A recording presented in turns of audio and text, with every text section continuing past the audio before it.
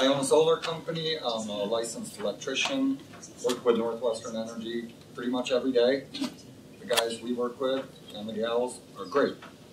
Our community could not live without them. We're here on this rate case, which is a really big deal. I'm in particular just talking in regards to net metering. Net metering.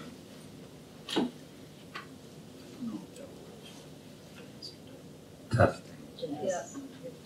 Working? Yes. Okay. I really just want to address the net metering changes.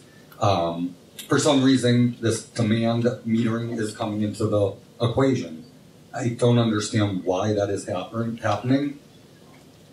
The customers that put solar on their roof, they are sending electrons back into the grid. They're going to the closest neighbor that's in need of them.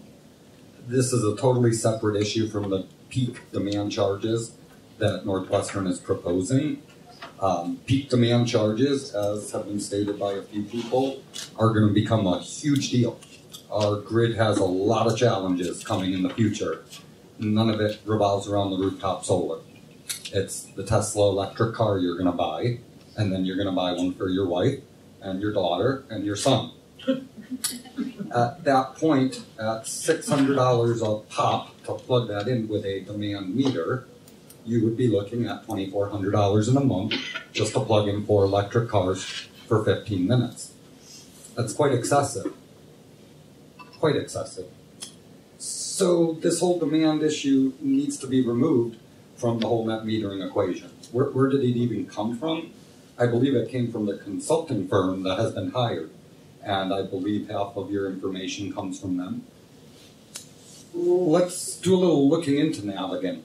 I've run into Navigant before. They speak at the solar energy conferences. They are huge proponents of solar. They write lots of reports for lots of utility companies and states saying how great the benefits are of solar. I'm pretty sure they'll write whatever you pay them to write. I think that by itself negates everything we're talking about, and this whole case should be thrown away. This whole net metering infiltration into our grid it's pathetically low.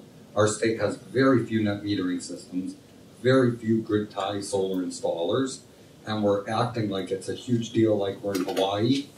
We're not in Hawaii, where there is an excess, I want to say upwards of 20%. A few people out here might be able to help with that. Until we see over 5% infiltration of grid tie systems, there is no reason for us all to be wasting any energy being here. And let's go do things for our community that help sustain the future. Technology is probably the biggest thing NorthWestern Energy really needs to get involved in. Energy storage to deal with these coming electric cars. They're going to have to figure it out. I mean, it's a consequence they've created. Every user of electricity is using less than ever before.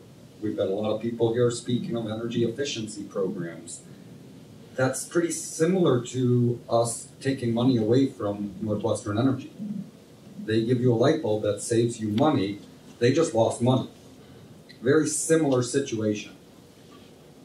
I believe we need to be looking for technologies and push towards the future. This case should be thrown out, and when we hit 5%, maybe it comes back up and we see where we're at. Thank you for your time.